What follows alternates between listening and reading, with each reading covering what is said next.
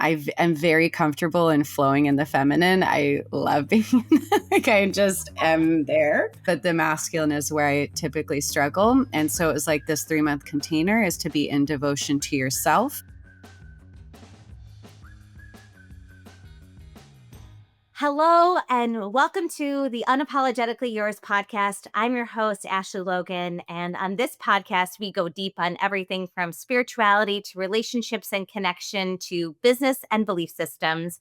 Because in a world where we've been taught to play by the rules, it's time to live just a wee bit more unapologetically. I am so happy because over the last couple of years, as I have dove headfirst into more connection with self and the healing realm, I've encountered some incredible, beautiful, smart, compassionate, playful people. And today I'm delighted to say that I am joined by one of the cutest, most fun, smartest people that brings out the play in me and so much more. Welcome to the show, Marianna Hegyi, realm bender, healer, woman who embodies love, light, and joy.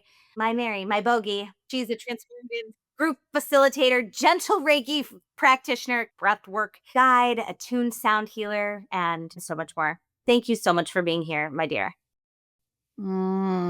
Ashley, thank you for having me. That was the sweetest intro and welcome. Thank you. You do bring this out in me, by the way. Like, you have such a playful, joyful energy, and like just being around you makes me, it lightens, it just lights me up. It makes me want to laugh, makes me want to play, makes me want to dance. And people like that are so important. You got to pay attention to how you feel when you're around certain people, and you make me feel just absolutely tootin' good. I love it. What does it mean to be a realm bender?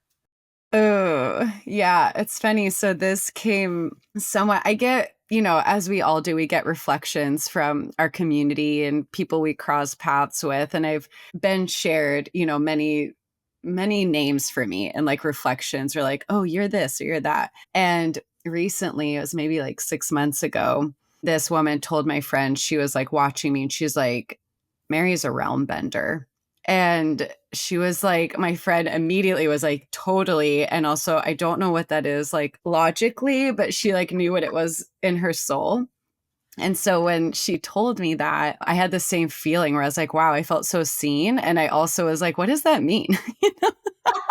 So you can leave it up to your interpretation, but how I interpret it is I can play in many, many, many spaces. I can kind of bring in different realities and aspects into different experiences and environments. For example, all those beautiful credentials that you listed earlier. On top of that, I'm also in corporate world in HR. Which is hilarious because like on the weekends I am in like at tantra events and I'm doing all sorts of kinky things, and then also am in HR, and in that space getting to bring so much compassion and love and presence, and even bringing in like sound healing into corporate. I'm actually going to start leading a once a week sound healing journey for my office, which is pretty special. I feel very grateful, very honored and blessed to be able to bring that to a space where that is not always present. So, I find myself, being someone that can connect with many, feel comfortable and like I belong in many different spaces, and just kind of, bringing elements into spaces that maybe they aren't normally there, and just giving it permission to breathe and be and play. So that's how I interpret it. I love it. And this resonates with me for a couple of different reasons. One, I've had the chance to experience your breath work before on more than one occasion, and can speak to the way that you integrate sound and rhythm and music into your journeys and really transport people into a space of healing. And For those of you listening who haven't experienced breath work, I'm also a breathwork facilitator, and what leaning into the breath, use our music and space of comfort, and with a great guide can release some of the traumas or stuck emotions or limiting beliefs that we hold within our body. And it's such a it's such a beautiful tool, but and you lead in such a gentle and accessible way that makes people feel so supported and held. And I love that. And just being Thank you. around you as such a beautiful person. And it's so interesting to me. I love that you brought up corporate. And as someone who works so deeply in the healing space, that your identity also is to bring those elements into the corporate world. And Mm-hmm. you're so multidimensional with the energy work that you're doing, the healing work that you're doing, and then also bringing some of that into the corporate world. I think that is a way of, bending realms in itself. Mm-hmm. So Mm-hmm. Yeah. this resonates. I love it. Thank you. So tell me a little bit about who you are today. Mary, who are you today in this moment? Thank you for that question. And one of the things I am is a dog mom, and I can hear my little gal outside barking at either a squirrel or the pool guy. So it's one of those things. Yeah. So today, I love this question. What a thing to sit with. Yeah. Today, I am a creator. I am a lover, a partner, a sister. I am vulnerable and on such a path of unraveling and reclaiming and becoming. Yeah. I recently did an inner union ceremony. I have, yeah, this is a whole thing. This is going to be a roundabout. We're going to go on a journey, but we'll always come back. We're going to come back to this question. Okay, with you. I cannot wait. Okay. So in the beginning of September, my partner and I broke up. And this partnership is like an epic love story in and of itself that could be its own whole episode. But we broke up while we were like deep in the honeymoon phase. So there were no issues other than, readiness. Like we started as lovers.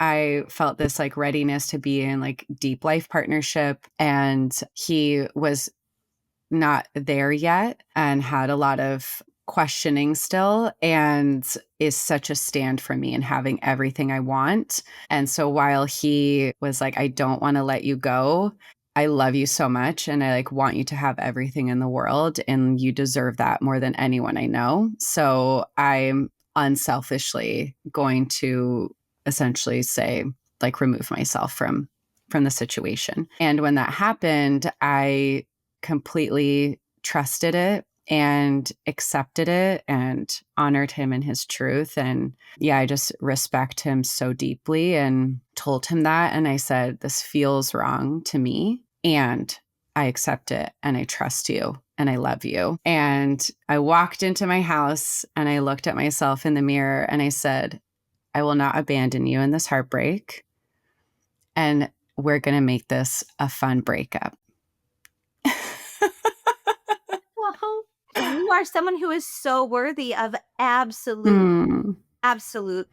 love, because you embody love and expression and all of those things. So, okay, tell me more. Okay, thank you for that. Yeah, and he also feels that so much, and I've always felt the truth in his expression of that. So then about a week into the breakup, I got very clear guidance from higher power. I refer to God, guides, spirit, whatever resonates for folks. But when I was in a meditative space, just this very clear guidance of entering into a 3-month container with myself, focused on actually bringing my masculine online. So for me, what that means is getting more disciplined and more action oriented, more boundaried. I needed to get like my finances in order, a routine established, all of that good stuff. I am very comfortable in flowing in the feminine. I love being like, I just am there. but the masculine is where I typically struggle. And so it was like this 3-month container is to be in devotion to yourself. Do not make commitments to other people. If you're going to enter into any commitment, it needs to be aligned to your intention and what you want. Because historically, especially living here in Austin, Texas, there's just so much incredible stuff happening all the time. And I found myself responding and reacting to a lot of other invitations. So the energy was very like, bop, bop, bop, bop, bop, moving, fun, but it wasn't like moving me forward. I wasn't really focused on what do I want to deepen in? What do I want to learn, grow, etc. And then I'm going to seek out things to help me with that. So that's what came through. And then later for the 3 months, it got really clear actually that there was specific themes for each of the months. So theme 1, month 1 was called Daddy's Home. Yeah. I love it. Go on. I'm on the edge of my seat, Mary. Okay. So Daddy's Home. So that was me getting my masculine online. I did this huge overhaul of my finances. I recognized where I haven't been in my power. I joined a 12-step program called Under Earners Anonymous. For anyone that wants to know more about that, happy to share information and resources. But it's essentially all a time management and money management program. And then month 2 was Inner Union. So Inner Union was like, now that I have my masculine online, now we need to kind of start mending the relationship between my masculine and feminine. Yeah. So during that, I did, like a lot of deep journaling. I did a few different workshops, and something that was very profound, that a tool I would love to share with people, is something called aspecting. So essentially what this is it's just you. You are there with yourself, and you get yourself into a meditative state, and you think about what are the aspects in which you want to have a conversation between. So you can do this with parts of yourself. So let's say you want to do your current self and your inner child. Let's say you want to do my HR persona with my sound healer persona. So you can do these different parts of yourself, or you can actually do it with other people. So let's say I want to do some healing or repairing with my dad. So like I bring in the energy of my dad. And what you do is you sit. It's typically good to have like 2 different cushions. You sit on a cushion that represents like one aspect, and then the other cushion represents the other aspect. So what I did in this month, and now I actually do it once a month, I have a date with myself to do aspecting with my masculine and my feminine. And so essentially you get into this like meditative state. I started in my feminine, and then you speak to the other aspects. So for me, I was speaking to my masculine, and you just speak until you feel a natural closing. Then you get up, you sit on the other cushion, and then you embody the other aspect. And you're not trying to think about what to say. You're just letting whatever flows through. And then once that speak is completed, then you get up and you sit back to the other cushion, and you can either set a timer for yourself, or you can just do it until you feel like complete. And especially if you're doing this with, let's say I'm doing it with my dad and there is potentially conflict, the goal is not to resolve that conflict. The goal is not necessarily to get to a quote unquote like happy ending. It's really just to have space to have these different expressions. So anyway, I did aspecting between my masculine and my feminine, and it was so healing, so powerful, so beautiful. And then the 3rd month was all about creation. So I get to these places where I'm someone that gets inspired a lot. I get a lot of ideas. Just life inspires me so often. And these ideas would come into my head. I get all this excitement around it, and then it would just peter out. I almost felt like it was a dream I never let myself hold onto. And I really want to, and currently, so this is getting to your question, I'm really committed to moving through my edges in order to express the inspiration that strikes me. So not stopping myself. And it's been really interesting actually to experience that in this container of where I stop myself. And so for the conclusion of this container, during my month of Inner Union and creation, this vision came in of having an Inner Union ceremony. So almost like a wedding for myself. And I had this whole vision. It was like very ritualistic. It was like candlelit. I had a friend who like immediately I knew exactly who it was. I saw her like officiating it. And what was interesting is I even saw my previous partner there in this vision, even though he and I had not spoken. And shortly after that, or like right around that time, he actually reached out to me. We had a no contact container, but he reached out and was saying, I want to honor and respect the no contact, but I also have this feeling we're going to see each other. And I want to do a check-in before, if you're open to it. We ended up doing a check-in and we're just like so in love. And so then we were like, okay. And he essentially was like, is there any way we can make this work? And I'm like, yeah, there is. I've felt that the whole time, you know? Yeah. And then so we started, exploratory conversations of getting back together, but I couldn't commit to him yet because I was in my container. No. So I was like, we can have these conversations and like spend time together, but I can't like devote to you or commit to you until this container's over. And then the day the container ended, we got back together. Yeah. So in this ceremony, like the ceremony in and of itself was like such a culmination of these 3 months and the things I'm like really focused on right now, which is having more discipline and really creating the structure and the frame in order to let the inspiration actually manifest into reality.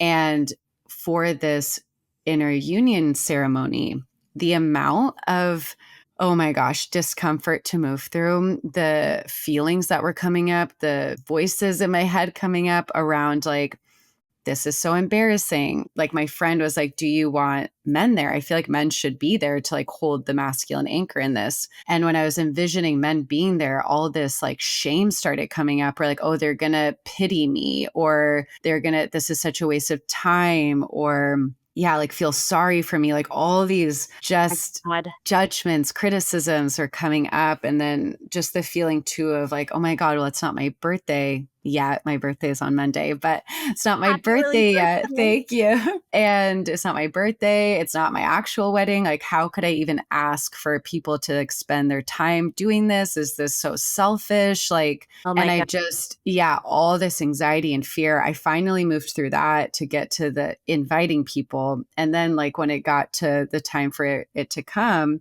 then I got all apathetic. I was like, oh, I don't even want to do this anymore. I have zero excitement to do it. Like I'm just going to cancel it. So it was just really interesting to track myself in these spaces when I'm getting to an edge, when something is super edgy and uncomfortable. And then even like my ego had this story of like, well, if you do this inner union ceremony, then maybe you're going to block yourself energetically from like having a true marriage because you're, like I just had all of the things. All of the things. Yeah. And then it's like, thank God I have like an epic community and incredible friends and who just like loved me through it, talked me through it, encouraged me. One friend actually was like, when I listened to you, I was tuning into spirit, and the voice that came in said, do you underestimate God? Like, do you really think God, who knows you so deeply and sees you and everything, would view this inner union ceremony as something that would take you away from partnership? And so I just am, again, so blessed, so thankful for the people in my life to remind me of truth. And so in this inner union ceremony, what was so mind-blowing and incredible, one, it was so fun. It was deep, sexy, playful. Yes, so beautiful. And my partner was there and ended up being the one to like bind my hands together at the end to like seal it in, which was just like so poetic and beautiful based on our breakup being like the catalyst of this container.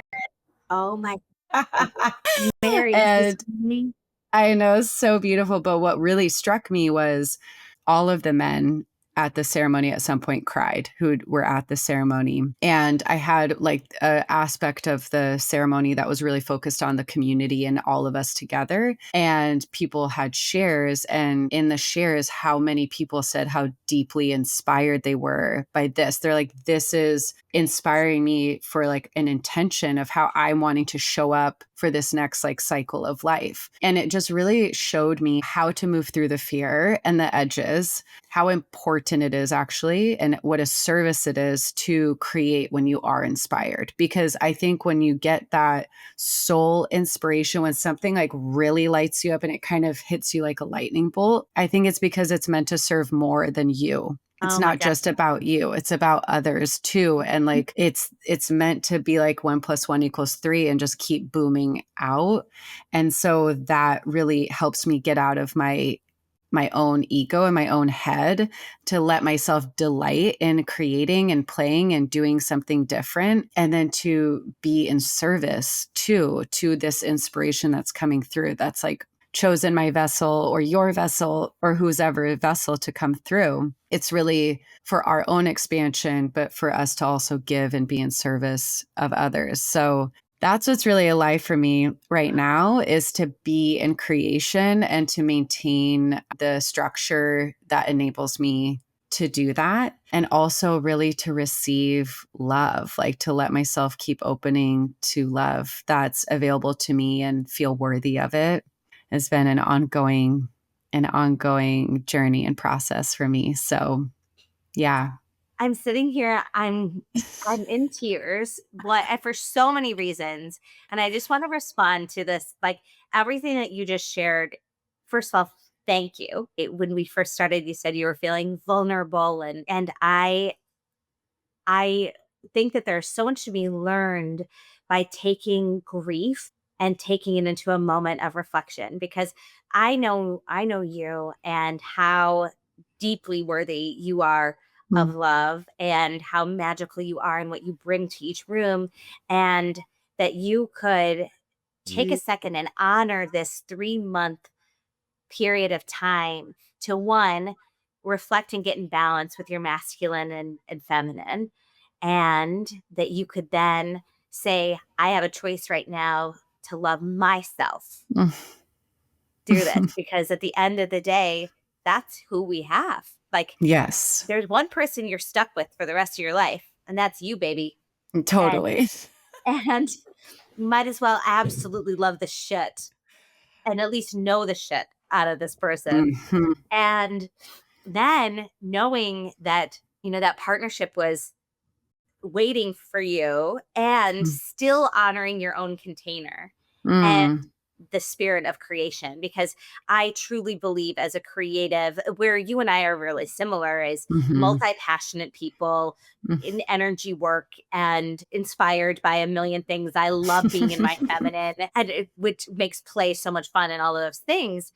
But then knowing too when to say, okay, I have rolled around in the earth enough. Now it's time to view those imprints as a Mm. pathway for a Mm. river, for a container, for me to Mhm. flow in with structure and safety.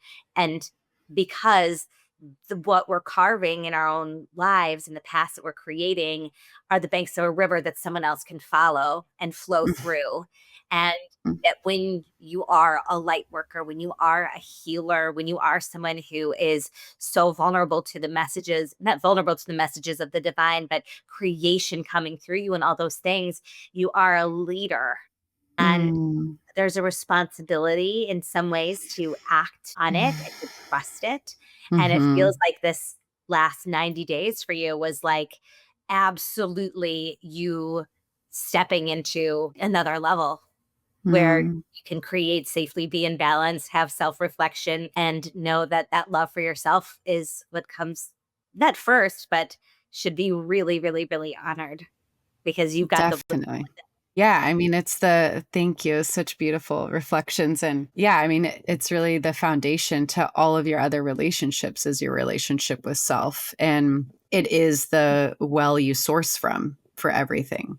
absolute. So Yeah. And for me personally, like the only way it's really possible for me is because of my relationship with God and spirit and nature and all of these things that ground me back in when my, human psyche self wants to keep me safe in its way that it thinks, which is like sometimes to criticize the shit out of myself or tear me down. And if it wasn't for just the knowing of how whole and loved we are, but that for me is sourced from God and spirit, I would not be able to do it on my own. So I'm just so grateful for that. And I really have seen and experienced so deeply how much this relationship with myself allows me to love so much better, allows me to be loved better because I can actually receive it. It's really hard to receive love when you don't think you're lovable or worthy. Like historically, unknowingly was trying to prove my unlovability, was trying to prove my unworthiness.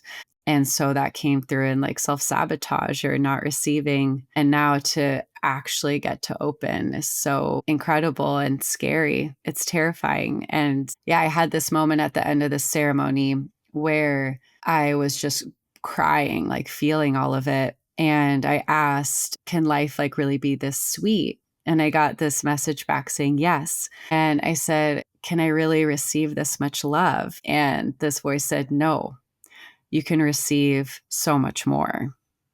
And it's like so overwhelmed by that. It's so beautiful and so overwhelming. And especially just growing up the way that I did, it feels like I am living on a different planet, like truly from what frame I lived in when I was little. It just wasn't this. So interesting to me because, well, first of all, you were born in Hungary.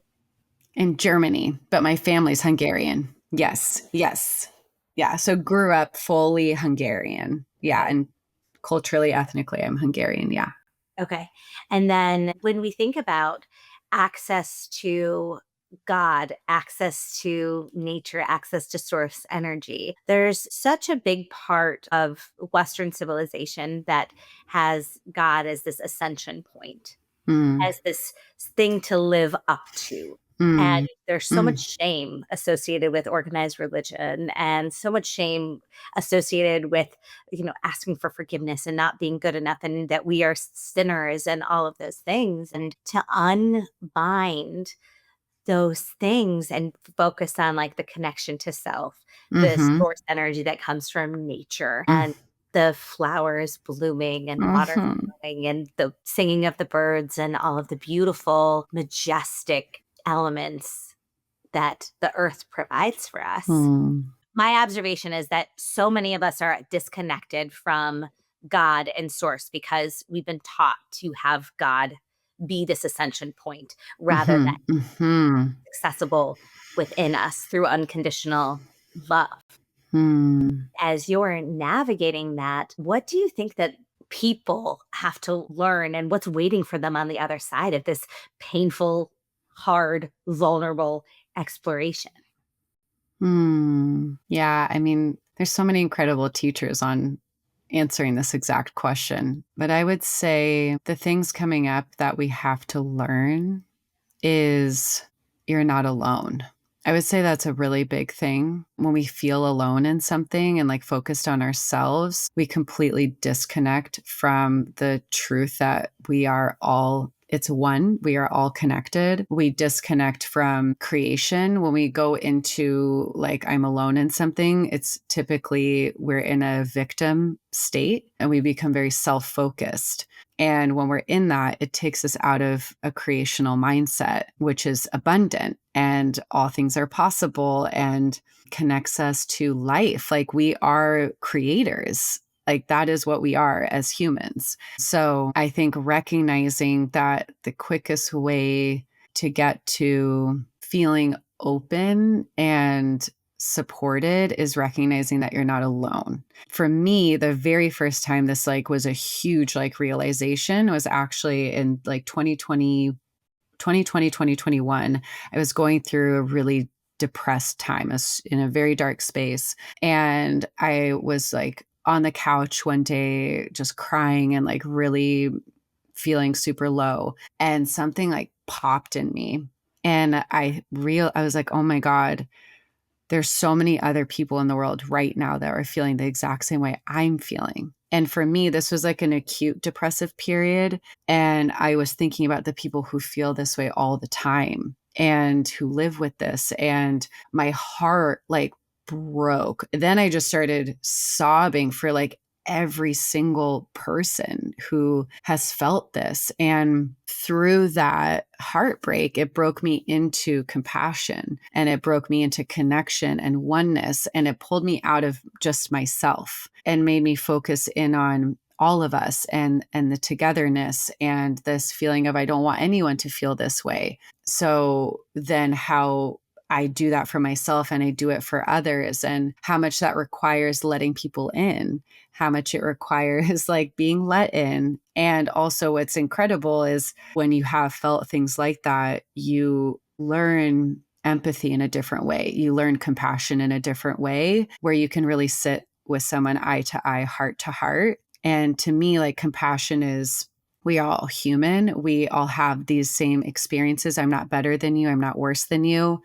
When you're in a challenging place, I'm not trying to push you from behind or pull you from in front. I'm going to walk side by side with you. And compassion is really empathy plus action. So it's, you're going through something. I'm going to hold your hands. I'm going to hold you. I'm going to look at you. I'm going to go to the appointment with you. I'm going to do whatever it is. And I'm just going to love you. I'm going to love you as hard as I can. Yeah. So I think getting out of just ourselves is so important, and it opens us to creation. It opens us to possibility. I think it's also important to learn that it's like, as cheesy as it is, like, you are so worthy. You are so lovable. You really, really, really are. And anything that tells you otherwise is not true. It's interesting because these things, you can hear them hundreds and thousands of times and it just kind of rolls over. But then you'll have a moment where you're like, oh shit, oh wow, I really get it now. I really am that. I didn't realize this was just like a story I was telling myself. And that, I mean, once you hit a core wound, once you like get to your core wounds, that's where so much transformation can start, because that's where you start rewiring, reprogramming things. And on the other side is just bliss. It's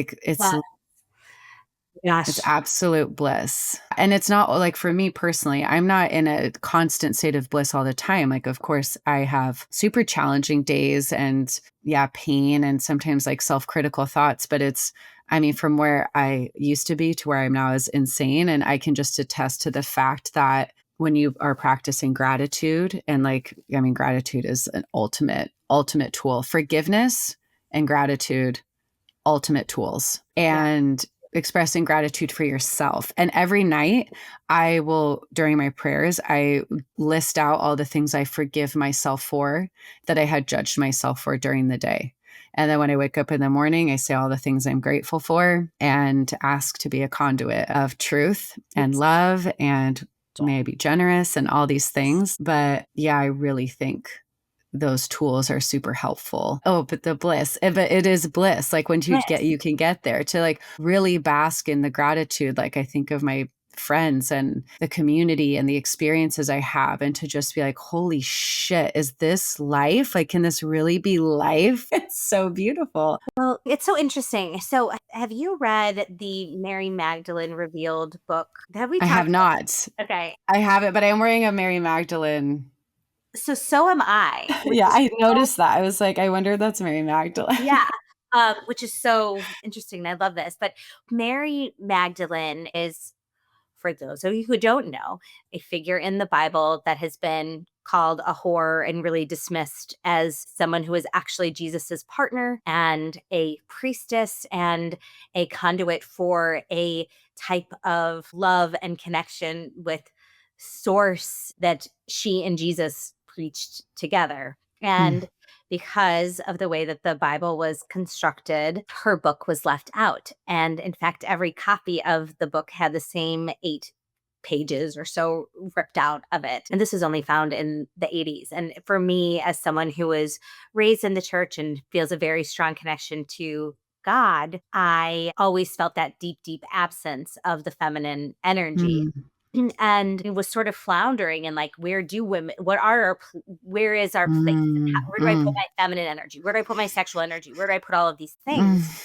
But one of the practices that Mary Magdalene reveals in this sort of pathway, and this has come to me in a couple of different fashions, both by reading this book, but then also through independent journeys and meditation. And actually, like when we were in, I think I was breathing with you, your Mm. breathwork session in Costa Rica, where Mary and Jesus together came to me.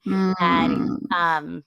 in a vision about what it means to live in unconditional love. Mm. And love is just the first step. So, love is the first step. Then Mm. it's speaking truth and being totally truthful about Mhm. about all aspects. That means even like your inner voice, is this true? Mm. And through truth and speaking truth builds trust. And Mm. trust creates safety. And Mm. only through safety and trust can you then create pleasure. And through Wow. pleasure creates bliss. Mm. And so love is just the beginning. Love is Mm. it's a main thing, but it's just the beginning. And that bliss and this journey that you've gone on is Mm. so incredible because by pushing your edges, by being truthful with yourself about what's true and the inner critic and battling the ego, because ego Mm. is such a fuckery for what's true and what's not, for all of us. And Mhm. measures people against each other and Mhm. says that this person is better. And what you said about, no, I'm not pushing you from behind. I'm not leading. I'm not pulling you along. I'm walking beside you. And if Mhm. all of us have that approach to humanity, it creates this playground of a pathway towards bliss Mm. and connection and true love and connection with source and connection with God that lives within us. So we all can access by going down this path. So well said. Wow, it's incredible. I'm gonna have to write that down or reach out to you afterward to get those 5 again. Make sure I remember them correctly. Yeah. Wow, Like, so perfect. Yeah. well, Wow. I've had a laughing to myself too, because I'm in this state of like in my own life right now where I have been kind of in like, I went like brat girl summer mode, kind of like Mm. I just love like that. let's just I needed to be totally in my feminine because I Mm. had spent so much time in my masculine through business, like just like super structured, growing my marketing business and having 3 kids and all of this and Mm. just being like go go go 24-hour cycle, total masculine energy. And then once I broke that, I was like totally flipped over into feminine and feminine flow and freedom and all of those things. And now I've kind of realized that like that phase is over. It's time to integrate more structure. It's time to, Mm. so you've just inspired me so much on Oh, that. The, would you call it the ascent where you have the, inner union ceremony. not Is that, but that? when you No. like have the conversations between Aspecting. aspecting, Yeah. ascent, Yeah. I like that. but like having those conversations with the different parts of you Oh, come in balance it's and recognizing that like both of those energies are worthy of love and then bringing them mhm. together. Yeah, amazing. And it's always such a surprise what comes out. That's what I love because you don't pre-plan anything. You're not like writing a script for it. It's just Yeah. whatever is alive. And every time I've done aspecting, I get blown away by things that come through where I'm like, wow, I didn't even know that was in there. Or like, that's how I felt or, whatever it was. So yeah, it's really good. That's so interesting. So, one of the things that I think is a challenge for women specifically is accessing that feminine energy, accessing that truth, accessing that trust when so much of the feminine is rooted in shame and Mm, around sexuality, around creativity, around mm, judgments. And as someone who has really been so comfortable in your feminine flow, how did you get to that point of being comfortable in your feminine and what mm. obstacles did you have to overcome? It's a big question. Yeah.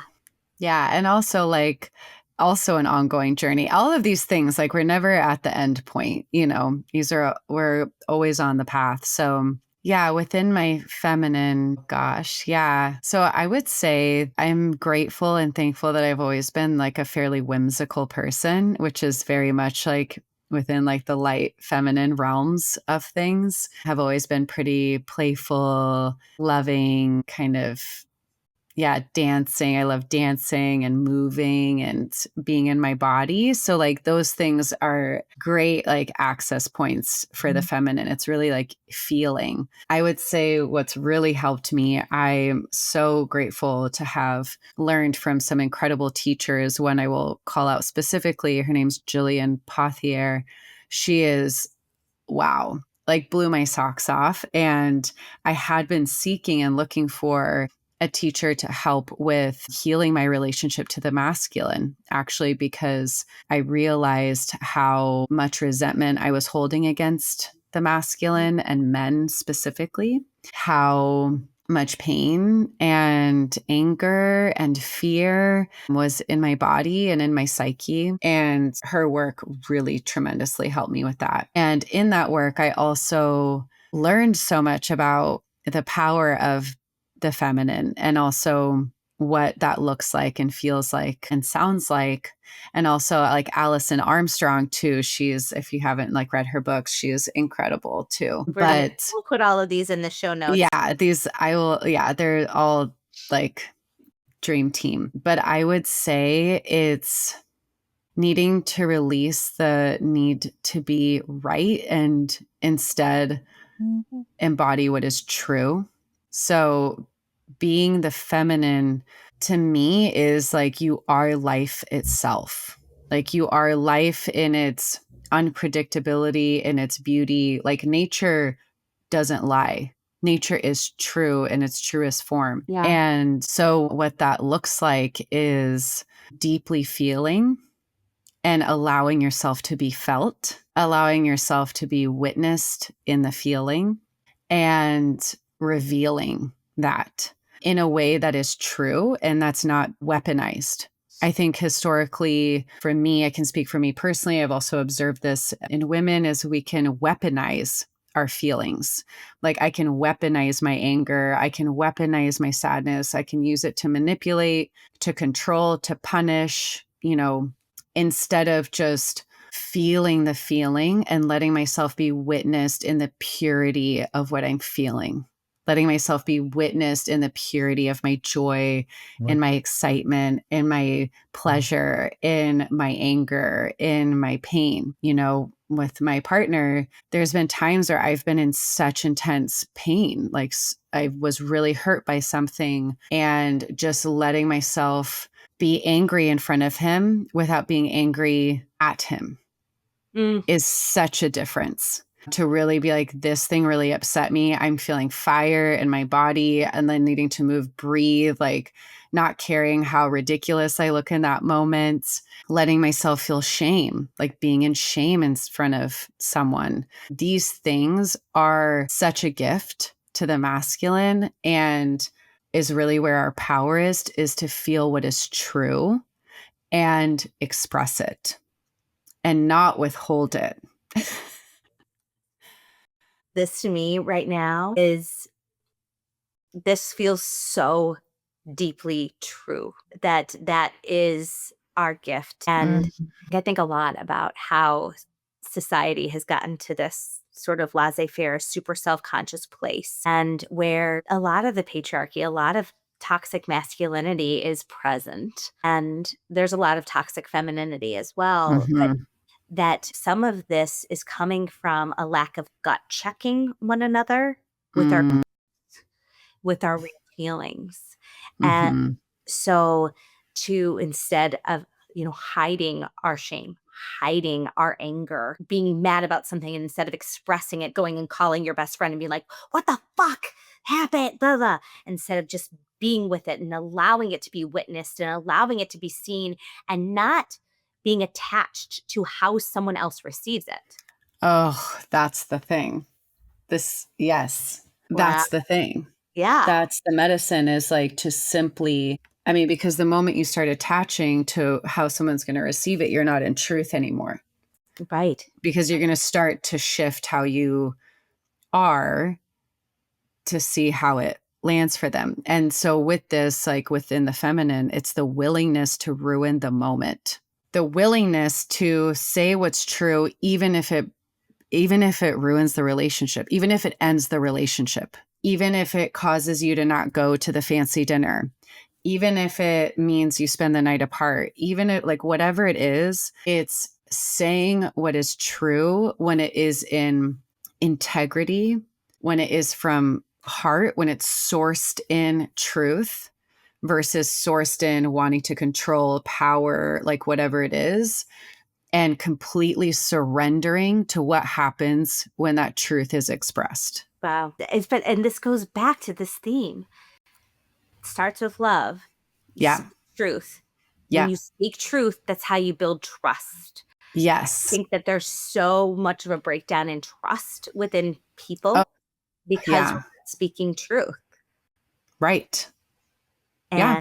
And sometimes it's hard to even know. Like I found in my own journey, like hard to like what is true for me. I had to unpick Oh. so much. Like, was this taught to me? Is this something that I inherited? Is this Mm-hmm. something that I actually believe? And going really deep on pulling back the layers of being like body testing it, being like, is this true, body? My body's like, oh fucking no. Yeah. No. And then Totally. yeah, and starting to really like, I feel like I spent a whole lot of the early 2020, 2021, this similar time span as you being like, is this true? I don't Mm-hmm. know. And starting to figure out like my truth versus what somebody else's and being able to communicate this. And sometimes saying it out loud is healing. And anyway, it's, I feel like this is what you're saying is really resonating. Yeah. Yeah, I'm so glad. And it's hard. It's so intense because it can feel the things I've expressed to my partner that I've never expressed to someone, to even say, I'm feeling insecure. Here's where I'm feeling insecure and how I'm feeling insecure, and letting myself like cry and like feel that is so vulnerable. And like all the defenses that like want to remain as like the cool girl who's like super confident or whatever, that it's like you just have to let her go. Right. And still where I am withholding truth, like still where I am uncomfortable or like, oh no, but what if this, it's weird. And sometimes it's like locked. I've experienced this, especially in like intimate experiences or moments where maybe something doesn't feel as good as it could feel, or is maybe hurting or whatever. And where I freeze and I like don't say it until afterward. And so it's also like having so much compassion and like gentleness with ourselves of like, it's good to know what our North Star is that we're revealing and being in truth, in integrity and in love as much as we can. And also it can be 2 steps forward, 1 step back, 3 steps forward, 5 steps back. Like it's a path and a journey in and of itself, but such a worthwhile one. And yeah, one that I'm constantly learning and evolving in. So yeah. So, Mary, this has been so incredible. And I know that you and I could talk for hours and hours and hours Yeah. and all the things, but I've got one last question for you. And I feel like you already shared so much about this, but what are you doing to live unapologetically? Fucking I know. I was everything. like, What aren't you doing? what am I doing to live unapologetically? Giving myself permission and forgiving myself and loving myself. I love that. I'm still holding a very special vision for you in my heart. Hmm. And I adore you. How can people stay in touch with you? Yeah. So you can reach out to me on my website, marygodmother.com. And it's Mary with an I, or at Mary Godmother on Instagram. Yeah. If you have any questions about anything, would love to connect. I love this. Thank you so much. If you guys haven't already, follow Unapologetically Yours podcast on Instagram or follow me directly at Ashley D. Logan. Please subscribe, download, and please leave a rating too, because we'd love to hear from you what you're liking and what you want more of. We're just grateful that you tuned in. Now, go out make some mischief in the world. And until then, we are unapologetically yours.